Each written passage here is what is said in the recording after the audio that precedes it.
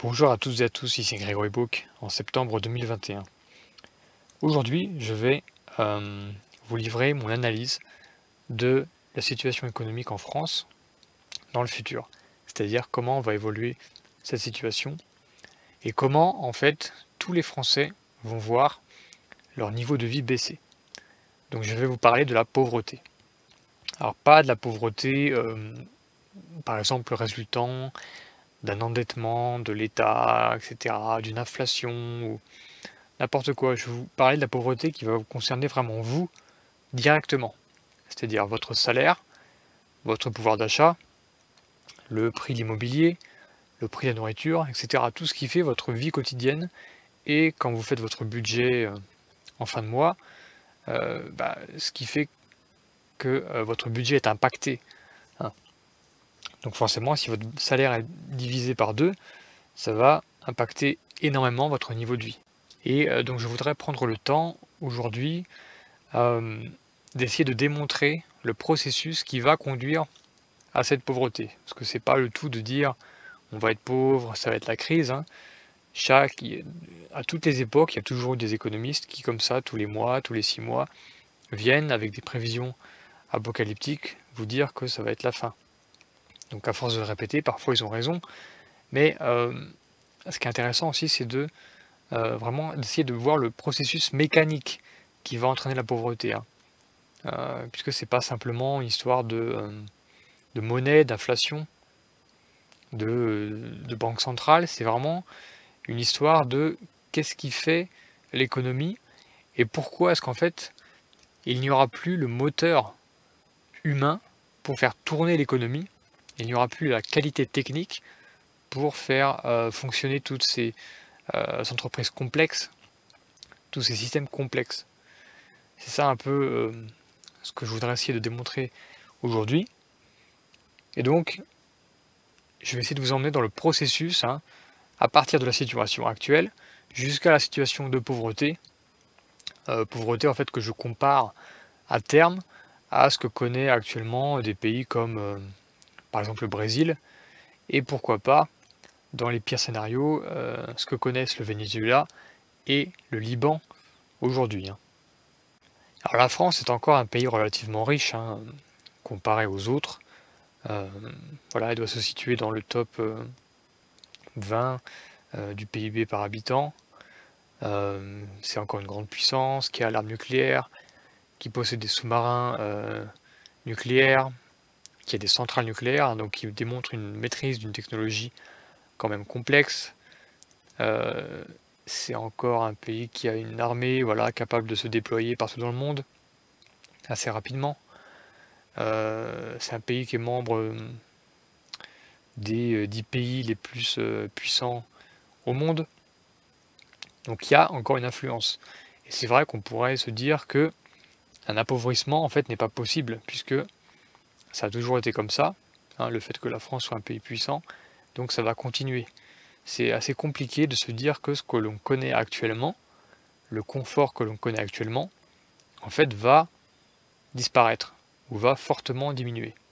Alors je ne vais pas citer de chiffres précis, mais pour donner quand même un contexte par rapport à l'enrichissement en France, hein, on peut dire que l'école elle est gratuite pour tout le monde jusqu'à 18 ans et même après, hein, les études sont largement subventionnées, que ce soit un DUT, licence, master, même les études techniques, hein, tout est quasiment gratuit. Il y a des aides au logement, il y a des aides pour les familles, il y a des réductions d'impôts, il y a des assurances chômage, il y a des minimums que l'on peut toucher même si on ne fait rien. Il y a des aides alimentaires. Il doit y avoir 9 ménages sur 10 qui ont une voiture. Tout le monde a une télé quasiment. La majorité des gens sont propriétaires de leur logement. Il y a énormément de maisons individuelles, hein, et en fait le mode de vie typique c'est, en tout cas l'objectif typique des gens c'est d'avoir une maison en pavillon, hein, qui est située à la périphérie d'une grande ville et de faire leur trajet en voiture tous les matins pour aller au travail, hein. C'est un peu le contexte économique actuel et on doit avoir un salaire moyen en France qui est aux alentours de 1800 euros net, hein, je pense, 2000 euros net peut-être même. Euh, voilà, ce qui permet d'accéder à ce mode de vie que je viens de décrire, hein. Et en termes de prix à la consommation, on a de la viande par exemple qui est aux alentours de 10-15 euros le kilo, hein, le blé qui est aux alentours de 2 euros le kilo, le riz aux alentours de 1,50 €.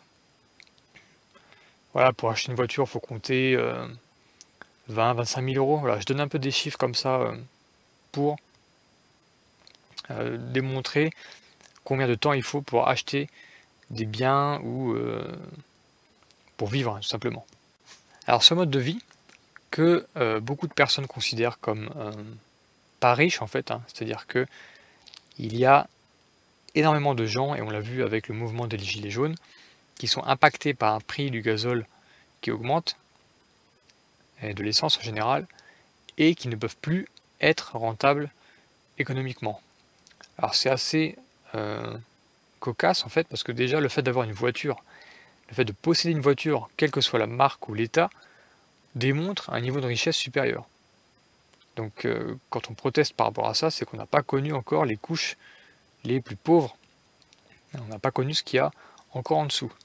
Donc même quelqu'un qui est au SMIC en France, qui a une très vieille voiture, qui voilà, a une seule voiture dans sa famille, eh bien cette personne qui arrive quand même à se nourrir et à se loger bénéficie de tous les services publics quasiment gratuits en France, hein. J'ai oublié aussi de parler de l'assurance maladie, qui rend les soins quasiment gratuits.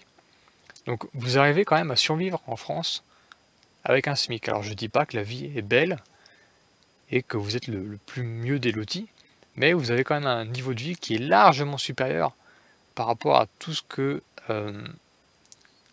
les Français ont connu dans leur histoire, et par rapport encore à la majorité des habitants de cette terre, hein.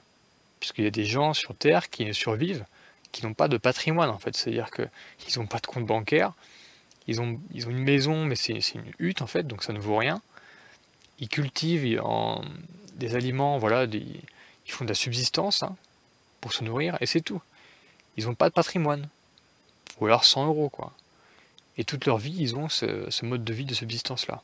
Donc en fait, les pneus de votre voiture, même si elle est très vieille, ont plus de valeur que tout le patrimoine de beaucoup de gens sur Terre. Donc il faut quand même mettre les choses en perspective. Voilà, donc là j'ai dressé le tableau de la situation initiale, hein. Un peuple qui vit quand même relativement bien, même s'il y a beaucoup de mouvements sociaux. Alors maintenant, par quel processus est-ce que l'on va s'appauvrir? Et pour s'appauvrir, vous pouvez vous fixer une idée. Par exemple, votre salaire, au lieu d'être à 1800 euros net, il va être à 900 euros net. Soit vous diminuez vos revenus, tout en gardant les coûts de la vie actuelle, ou alors on peut faire l'inverse, on peut augmenter les coûts de la vie par 2, par exemple, hein. Donc au lieu de payer une voiture 15-20 000 euros, vous allez la payer 30 000, 40 000 euros. Voilà. Vous pouvez essayer de visualiser comme ça l'impact d'un appauvrissement, soit en réduisant votre revenu, soit en augmentant les prix, ou les deux à la fois. Donc, on va arriver à cette situation, en fait, où vivre avec un confort comme on connaît actuellement sera réservé à des gens qui seront les plus fortunés. Vraiment au top 10, voire 5% de la population. Pourquoi? Alors il y a évidemment l'impact du pic pétrolier, du pic des énergies fossiles, dont je ne vais pas encore évoquer tous les aspects, mais en gros on est passé d'un mode de vie, d'une société agricole jusqu'à la fin du 19e siècle, et avec l'essor des énergies fossiles, et de tout ce qu'elles impliquent, et de tout ce qu'elles permettent, et de tous les esclaves en fait énergétiques qu'elles nous offrent, eh bien, on a une productivité agricole qui a explosé après la Seconde Guerre mondiale, et on a une part de la population agricole qui est passée de environ 70%, hein, donc les 2 tiers en 1800, à aujourd'hui, ça doit être aux alentours de 5, même pas 5%, quoi. Et pourtant, on arrive quand même à nourrir les gens. Donc ça montre que la productivité a été énormément améliorée, et ça démontre aussi que, en fait, quand on améliore la productivité dans un domaine, elle s'améliore partout, puisque le pétrole est utilisé partout. Donc c'est dans ce monde-là qu'on vit, hein, actuellement, un monde carboné, un monde thermique, hein, une civilisation thermo-industrielle. Et donc forcément, si on a atteint le pic pétrolier, ou qu'on va l'atteindre prochainement, et que le coût d'extraction de ces matières va devenir en fait pas rentable, c'est-à-dire que ça va coûter quasiment aussi cher d'extraire 1 litre de pétrole pour en récolter 1 litre, vous voyez? Donc ça ne vaudra plus le coup d'exploiter. Donc c'est un scénario vers lequel on se dirige, hein, simplement, c'est cette baisse de rentabilité des énergies fossiles. Bon, ça c'est très bien connu, et c'est pour ça qu'il y a ce mouvement, on va dire écologique, hein, qui prône ce détachement par rapport aux énergies fossiles. Et donc ça, évidemment, c'est le facteur principal qui va impacter tout le monde sur Terre. C'est évidemment la baisse du nombre d'esclaves énergétiques que vous avez. Alors sauf pour les plus grands pays, les plus puissants, qui pourront peut-être sécuriser leur approvisionnement en énergie fossile, et voilà, ils laisseront des miettes aux autres, hein. Ça, c'est aussi possible. Donc là, le processus, il est très simple à comprendre, et on va prendre le carburant qui est un exemple le plus clair, le plus connu, le plus démonstratif. Tout simplement, si jamais le prix de l'essence est multiplié par 10, eh bien ça ne vaut plus le coup d'avoir une voiture pour se déplacer, en fait. C'est pas rentable, à salaire égal évidemment, hein. Ça n'a plus aucun sens. Donc vous devrez jeter votre voiture, hein. Et même les modèles les plus basiques. Et c'est pas du tout garanti que ce soit remplacé par la voiture électrique, puisque la voiture électrique consomme aussi des ressources pour sa fabrication et pour la production d'électricité. Donc il faut encore actuellement du pétrole pour extraire les minéraux et les métaux pour construire ces voitures électriques. Et ensuite, il y a tout ce système d'approvisionnement en électricité qui n'est pas du tout une mince affaire et qui va aussi poser des défis. Donc le prix de l'électricité pourrait augmenter avec le prix du pétrole, puisque les deux sont liés en fait. Mais voilà, passons sur ce point, puisque vous pourriez vous dire que, après tout, ça va toucher tous les pays, donc la France va être impactée comme les autres. Et donc voilà, ça, on ne peut rien y faire, c'est comme ça, c'est un changement d'époque, hein, et il va falloir s'adapter. Je suis d'accord. Donc je vais passer aux arguments qui vont être plus spécifiques à la France. Alors le deuxième élément qui va impacter votre confort et votre niveau de vie, c'est le niveau moyen de qualité du travailleur en France et sa capacité technique, son employabilité, ses compétences. En fait, pour qu'un pays fonctionne, il faut qu'il y ait ce que j'appelle une matrice productive, c'est-à-dire un ensemble de personnes qui soient vraiment les bras et la tête de la machine économique, hein. Puisque dans chaque entreprise, hein, même pour chaque artisan, il y a besoin d'avoir des gens qui ont une capacité de création, de générer de la valeur, plus que ce qu'il coûte. Puisque le monde qui est autour de vous, il faut bien le construire, il faut bien le faire, hein. Il faut refaire les routes, il faut dresser les bâtiments, il faut entretenir tout ça, il faut aménager l'espace, il faut produire l'électricité, il faut produire la nourriture. Vous voyez, en fait, chaque jour qui passe, même chaque minute, il y a une consommation d'énergie, il y a un besoin en travail qui est émis simplement par le fait que vous viviez. Et même quand vous ne faites rien toute la journée et que vous êtes rentier ou alors payé par l'État, eh bien vous avez un impact sur les autres, puisque chaque micro-action que vous faites, par exemple acheter du pain pour le manger, eh bien derrière ça implique toute une chaîne de valeur, hein. Donc en achetant une baguette de pain, en fait vous faites travailler par exemple un paysan pendant 1 seconde. Vous faites travailler les meuniers pendant 2 secondes. Vous faites travailler la boulangerie pendant 5 secondes. Vous voyez? Il faut comprendre ça évidemment à l'échelle de milliers et de milliers de produits de consommation. Mais à la fin, le fait de vivre et de respirer dans cette société moderne fait que derrière tout ça, il y a un impact sur le travail. Quand vous prenez une route avec votre voiture, vous la dégradez un tout petit peu, ou même le temps la dégrade, et tous les 10 ans, il faut la refaire. Donc tous les 10 ans, il faut qu'il y ait une machine qui vienne, qui arrache le dessus, qui refasse le dessus. Ça veut dire qu'il faut quelqu'un pour avoir construit la machine. Ça veut dire qu'il faut avoir eu les minéraux et l'énergie pour construire la machine, et des ingénieurs pour la construire, pour la réparer éventuellement. Il faut pouvoir acheter le goudron et les matériaux pour refaire le bitume. Il faut payer les gens qui vont faire la chose, mais les payer, vous devez les payer en argent, mais cet argent en fait c'est de l'énergie, hein, c'est de la nourriture, c'est des loyers, c'est des bâtiments. Vous voyez, donc chaque action de votre quotidien a vraiment des répercussions en amont sur tout le système qui l'a produite. Et au contraire, si jamais vous êtes, si vous vivez comme une tribu perdue dans la forêt, par contre là votre action au quotidien n'a aucun impact, puisque vous consommez tellement peu d'énergie et vous vivez simplement en subsistance avec votre environnement, il n'y a pas d'impact. Mais pour un Européen moyen actuellement, pour un Français moyen actuellement, l'impact de sa vie courante est fort. Il y a toute une machine derrière qui est à alimenter, qui est à faire tourner pour que tout cela fonctionne. Donc, cette machine industrielle, ou même publique, elle a besoin de bras et de cerveaux qui soient doués, qui ont des compétences.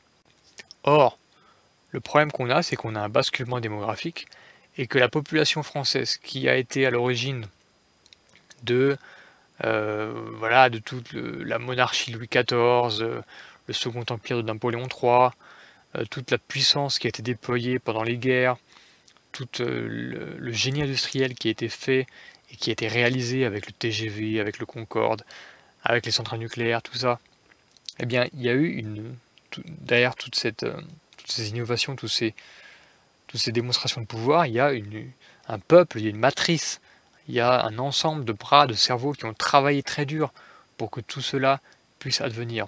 Et avec le basculement démographique, en France, que tout le monde connaît, dont tout le monde est conscient, eh bien on va changer cette population et on va en fait baisser la capacité de production des personnes. On va baisser la productivité, on va baisser la capacité technique et on va baisser le sérieux professionnel. Et cela avec des facteurs très importants. Peut-être que ça va être divisé par 2, ce qui est énorme. Et donc vous n'avez plus du tout ce pays qui est vraiment qui a une force de travail immense. En fait, vous avez un pays qui a une partie qui garde cette force de travail, mais cette force de travail est vampirisée par un État pour la redonner à une autre partie de la population. Donc déjà là, vous perdez évidemment en impact, puisque quand vous avez la moitié de vos impôts qui sont utilisés pour être redistribués pour les autres, pour leur permettre donc ce mode de vie que j'ai cité précédemment, eh bien c'est de l'énergie gâchée. C'est-à-dire que quand vous avez des gens qui restent à rien faire ou leur font des jobs débiles qui n'apportent rien à la société, qui ne font que consommer des ressources, le job par excellence qui ne sert à rien pour une société, c'est agent de sécurité.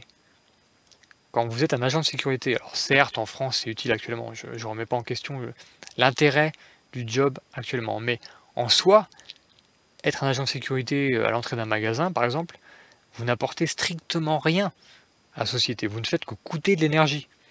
Votre salaire, tout l'environnement qui est autour de vous est à la charge de tous ceux qui travaillent. Et donc quand vous avez un ensemble de gens productifs, c'est-à-dire des gens qui génèrent vraiment de la valeur, tous les paysans, les employés en bâtiment, les entreprises de machines, d'industrie, exportatrices, tous ces gens-là qui vraiment créent de la valeur, qui transforment la matière, qui génèrent en fait des produits et des services qui ont une vraie valeur ajoutée, et bien quand ces gens-là sont vampirisés et que leur salaire que leurs coûts, que leurs revenus sont donnés à moitié pour des gens qui ne font rien ou qui sont en fait un trou noir de consommation, et bien déjà vous perdez une partie de l'impact que vous avez. Évidemment, j'aborde même pas dans le cas où les gens qui viennent sont nuisibles et coûtent encore plus à la collectivité, hein. Parce que quand vous devez sécuriser votre maison, votre entreprise, avec des barrières immenses, avec des caméras, etc., c'est un coût qui ne vous sert à rien par rapport à votre business model, hein. Ça vous coûte de l'argent, mais ça ne vous rapporte strictement rien. Quand vous devez construire des prisons, augmenter les effectifs des CRS, etc. Tout ça, c'est de l'argent gaspillé, en fait. Quand vous devez réduire le nombre d'élèves par classe et que donc vous devez augmenter le nombre des profs, c'est pareil. Quand vous devez remplacer les profs absents parce que les profs n'en peuvent plus, c'est pareil, c'est encore de l'argent qui est gaspillé. Quand vous devez reconstruire des bâtiments qui ont été dégradés, qui ont été brûlés, tout ça, c'est des coûts qui s'ajoutent, qui s'amoncellent, et à la fin, ça fait une ardoise géante. Et donc on assiste à cette vampirisation donc de la classe productive vers une classe très très grande qui est improductive, et en plus, via évidemment les choix de vie et le fait que les gens comment dire, se mélangent, se métissent, et le fait que tout se répand partout, eh bien vous avez aussi cette classe productive qui est affaiblie et qui a moins de capacité de générer de la valeur, hein. Parce que non seulement elle est parasitée, donc vous avez un boulet énorme au pied qui vous empêche d'avancer, hein. C'est compliqué en France d'être créateur, de vouloir entreprendre quelque chose, parce qu'il y a tellement de barrières, qu'elles soient étatiques ou dans la vie courante, vous pouvez jamais être tranquille pour faire votre truc, quoi. Vous pouvez pas réfléchir, vous pouvez pas être serein pour construire une idée, pour réfléchir à une nouvelle technologie, c'est pas possible de travailler dans des conditions sereines, en fait. Vous êtes totalement et tout le temps bombardé par du parasitisme dans tous les sens, que ce soit mental, que ce soit financier, et ça vous empêche d'avancer. Donc il y a ce côté-là, et il y a aussi le côté que quand vous avez des gens qui sont mis à des postes pour lesquels ils ne sont pas compétents, eh bien, le job ne marche plus, en fait, hein. Donc quand il vous faut un plombier extrêmement avec de l'expérience et très doué pour réparer une sorte de, je sais pas moi, un chauffe-eau très complexe d'un immeuble, eh bien, si la personne n'a pas les compétences, si elle n'a pas les ressources même mentales pour comprendre un problème, pour réparer la machine, eh bien votre machine elle reste cassée en fait. Et il n'y a personne qui sait la réparer. Ou alors vous devez faire appel à un technicien qui vient d'encore plus loin, qui va vous coûter encore plus cher.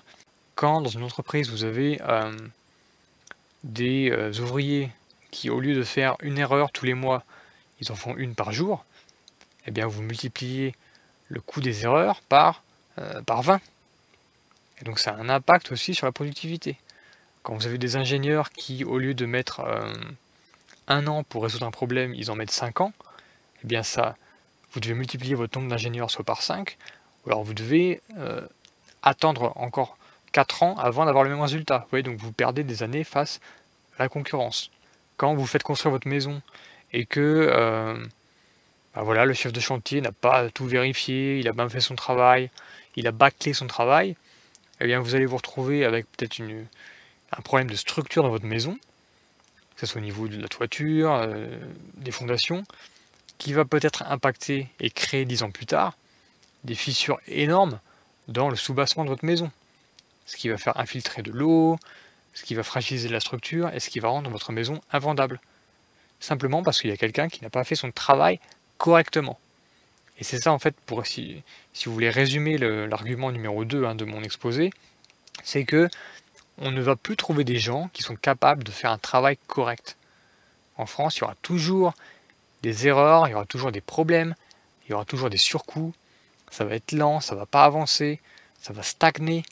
C'est vraiment ça cette idée, vous voyez, de société vraiment très lente ou qui ne marche pas, à l'image de tous les pays qu'on qualifie de tiers-monde, où il n'y a rien qui marche correctement, quoi. Tout est fait à la débrouille, tout est fait au système D, mais il n'y a pas de système fonctionnel. Et donc c'est ça qui va impacter votre niveau de vie. Puisque, pour reprendre l'exemple de la voiture, il faut bien la construire la voiture. Donc il faut bien la réparer. Donc si dans l'usine qui l'a construit, voilà, les employés, ils se chamaillent entre eux, ou alors ils sont lents, ils comprennent pas comment faire fonctionner la ligne. Vous voyez, ça met du temps. ils n'ont pas fait attention au système informatique et du coup leur truc plante tous les 15 jours, il y a un problème. Ou alors simplement il y a des coupures de courant parce que l'usine locale, en fait, qu'elle soit au charbon, au gaz, au nucléaire, ou que ce soit un parc photovoltaïque, eh bien voilà, ils n'ont pas pensé à mettre correctement le fil vert sur le bouton vert, ou alors ils n'ont pas vérifié leur checklist qu'ils doivent faire tous les 10 ans par rapport aux équipements, ou alors ils n'ont pas fait correctement une maintenance, et donc ça a cassé une machine, ça a impacté la ligne de production. Bref, vous voyez ce que je veux dire, ça ne tourne pas, quoi, hein. L'usine, elle a du mal, et en fait, ce qui se passe, c'est que quand un employé vient pendant 8 heures pour travailler, eh bien la ligne de production ne bouge que 5 heures. Parce qu'il y a 3 heures d'arrêt où le truc marche pas, quoi. Donc, évidemment, vous voyez l'impact direct, c'est quoi? C'est qu'au lieu de faire, je sais pas moi, 10 000 voitures par an, avec un coût de production A, vous n'en faites que, par exemple, 7 000. Avec le même coût de production, parce qu'il faut bien payer les gens, et vous avez des coûts fixes, hein. Donc, ça veut dire que vous allez augmenter le prix des voitures pour être rentable de 20-30%. Et voilà, vous avez votre voiture qui a augmenté en prix. Alors que vous avez, vous n'avez pas changé fondamentalement la voiture, hein, c'est le même équipement, tout est pareil, mais simplement le fait de ne pas réussir à la construire de manière efficace, le fait que l'usine ne fonctionne pas de manière efficace, que ce soit de la faute des patrons, des employés ou des acteurs extérieurs à l'usine, fait que vous avez un coût qui a augmenté. Et rappelez-vous que ce sont les usines qui actuellement produisent les matériaux que vous voyez autour de vous. Il n'y a plus rien qui est produit de manière artisanale, par un artisan dans son atelier, comme ça, à la lumière du feu et de la bougie. Non, tout est fait dans des usines avec des néons, avec des chaînes de production, avec des entrants, des sortants, avec des employés. Absolument tous les matériaux que vous voyez autour de vous, si vous êtes en France en 2021, c'est fait, les matériaux les plus importants, c'est fait par des chaînes de production, par des machines. Et ces machines sont des machines-outils qui sont construites aussi, qui nécessitent un très haut niveau d'intelligence et de compétences pour être construites, pour être, pour être réparées. Il y a énormément d'ingénieurs, d'ouvriers qui sont derrière le produit que vous voyez en face de vous, qui vous a paru simple en fait d'acheter, parce que vous avez juste eu à le commander ou à payer en carte bleue, quoi. Ça a été très vite pour vous pour l'acheter. Mais par contre, pour le fabriquer, il y a derrière toute une chaîne de valeur. Et donc pour revenir à l'impact direct sur vous, sur votre niveau de vie, donc on a des produits qui vont augmenter en coût, en prix, parce qu'il va falloir plus d'énergie humaine pour construire le même produit, hein, à cause des erreurs, à cause du manque de compétences, à cause de toutes les pertes d'énergie qu'on connaît. Et évidemment, si vous êtes salarié, vous, dans cette usine-là, ça va aussi induire une baisse de salaire, puisque la productivité que vous n'allez pas réaliser, que vous allez perdre, il va falloir la compenser par votre salaire pour être rentable. Donc ça sera soit ça, soit l'usine va fermer, tout simplement. Et donc là, vous n'aurez même plus du tout de travail, vous serez au chômage. Et s'il n'y a pas d'usine rentable possible dans votre pays, vous inquiétez pas, les usines elles iront autre part, il n'y a aucun souci pour ça. Vous n'avez aucun souci à vous faire pour les entreprises en elles-mêmes, hein. Les produits continueront toujours de sortir, mais ils ne seront pas faits chez vous. Donc vous allez devenir une sorte de pays-magasin géant qui va acheter des choses simplement pour vivre, mais ça ne peut fonctionner qu'un temps. Et si vous n'avez rien à exporter, si vous faites que acheter et importer, eh bien vous allez vers la faillite et vous ne pourrez même plus acheter de choses à l'extérieur, hein, parce que votre monnaie ne vaudra plus rien. Donc tout est lié. Et donc c'est pour ça que ce sera votre salaire qui sera utilisé comme moyen de compensation. En disant, écoutez monsieur, dans votre pays, étant donné qu'à chaque fois qu'on embauche des gens, on a beaucoup plus d'erreurs que par rapport aux mêmes employés en Chine, pourquoi est-ce qu'on paierait les Français plus cher que des employés chinois, sachant qu'ils ont une productivité inférieure?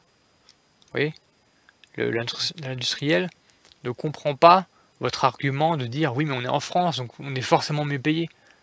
Non, peut-être actuellement, mais les choses changeant, et le contexte, la bascule démographique arrivant, bientôt, un employé chinois sera payé plus qu'un employé français moyen, puisque simplement il travaillera mieux. C'est vraiment, c'est très basique ce que je dis, hein. C'est vraiment la loi économique ancestrale de l'humanité, c'est que simplement les entreprises se développent et s'implantent dans les pays qui ont une main-d'œuvre qui est compétente et qui est au juste prix. Donc les Français, vous êtes beaucoup trop chers par rapport au contexte international, et chaque année qui passe, ce coût du travail est de plus en plus en votre défaveur de par l'offre de compétences et d'employés que les entreprises ont quand elles s'implantent en France. Mais ça, voilà, c'est le coût du modèle socialo-cosmopolite. Vous ne pouvez pas à la fois avoir des utopies et des rêves socialo-cosmopolites et en même temps vouloir conserver votre prestige, votre niveau de vie qui a été le vôtre jusque dans les années 60-70. Ce sont deux choses incompatibles en fait qui ne marchent pas dans la réalité. C'est soit l'un, soit l'autre. Et en plus de ce basculement démographique, on a évidemment tout le système que je qualifierais de socialiste, qui donc permet cette redistribution du productif vers le non productif, qui encourage la natalité chez les non productifs, qui voilà, crée une sorte de communisme, une sorte de médiocratie, où les nuls sont valorisés, où il y a toujours un droit à la différence, où il faut toujours considérer l'œuvre et le travail de l'autre, même si c'est pourri. Vous voyez, toute cette mentalité vraiment anti-méritocratique de l'art contemporain, de tout cet univers mental en fait qu'on pourrait caricaturer par un terme gauchiste, qui fait que on dévalorise l'excellence, la recherche du meilleur, la recherche d'un monde meilleur, le travail, etc. Tout cet univers-là.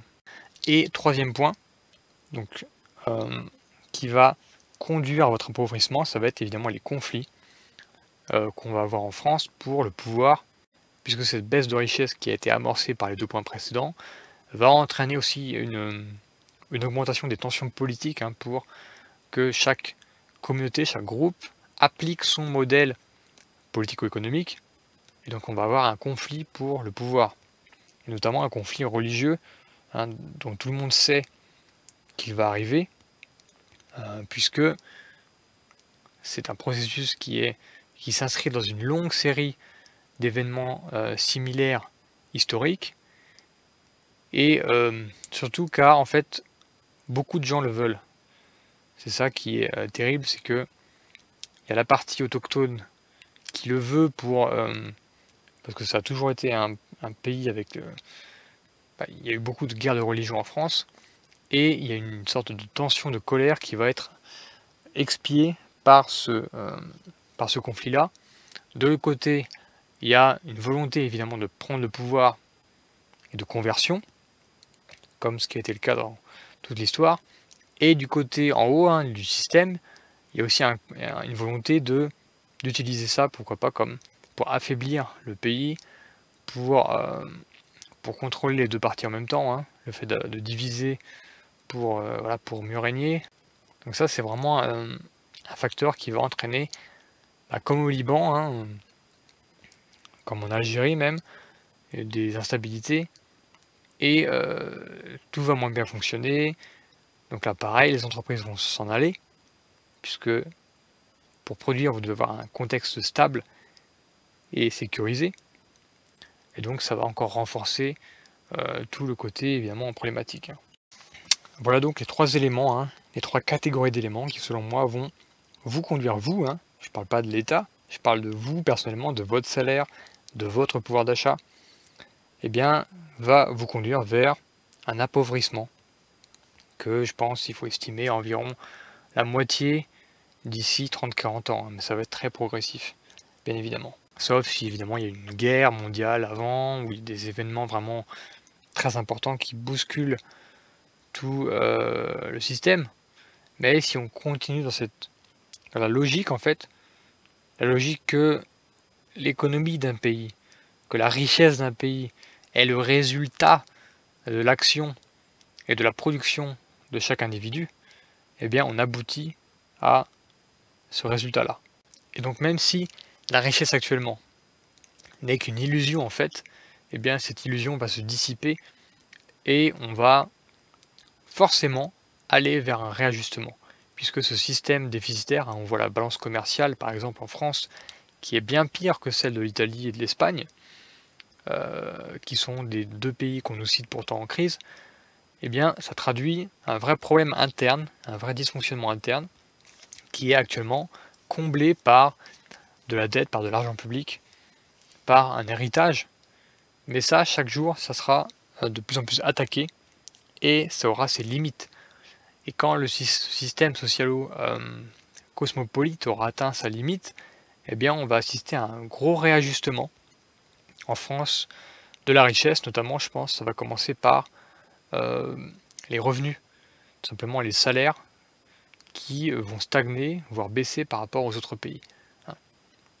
Et ce réajustement sera évidemment nécessaire d'un point de vue financier, logique, mécanique, à cause de la différence trop grande qu'il y a entre le nombre de gens qui produisent et le nombre de gens qui consomment sans produire.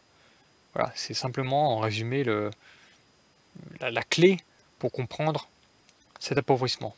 Et évidemment, quand cette baisse de revenus va arriver, on va assister à des crises sociales, à des manifestations, on va avoir des gens qui vont accuser le système, qui vont accuser les riches, qui vont accuser les élites, qui vont accuser les entreprises.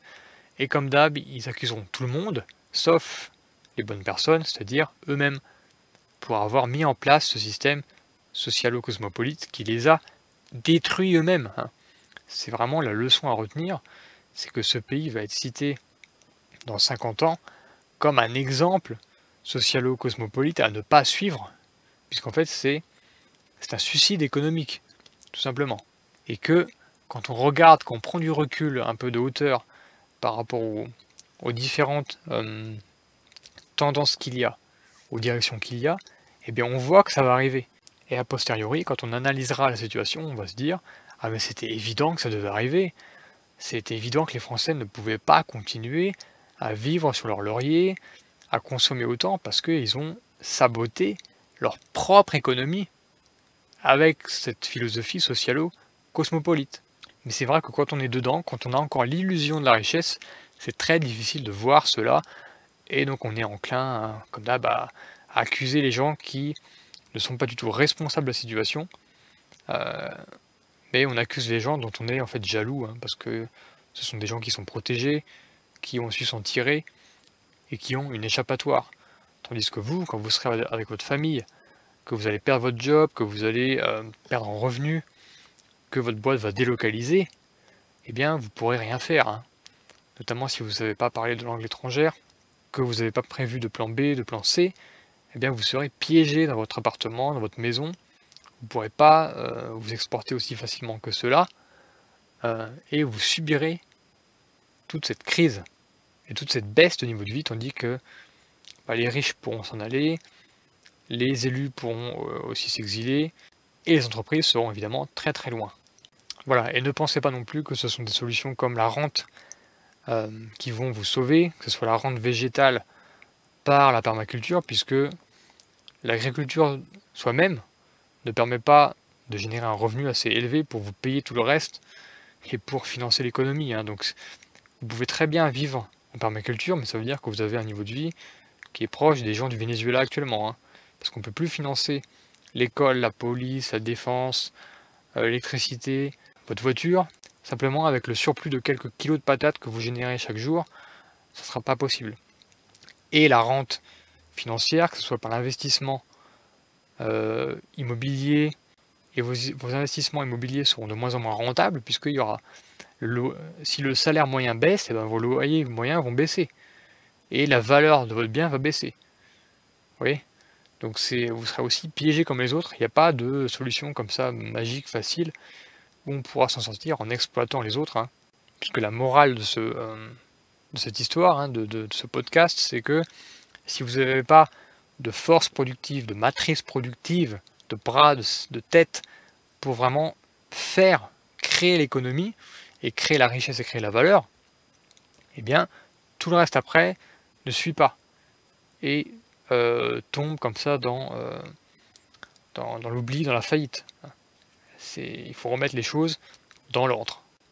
Merci de m'avoir écouté, c'était Grégory Book donc en septembre 2021 et je vous dis à bientôt. Ciao.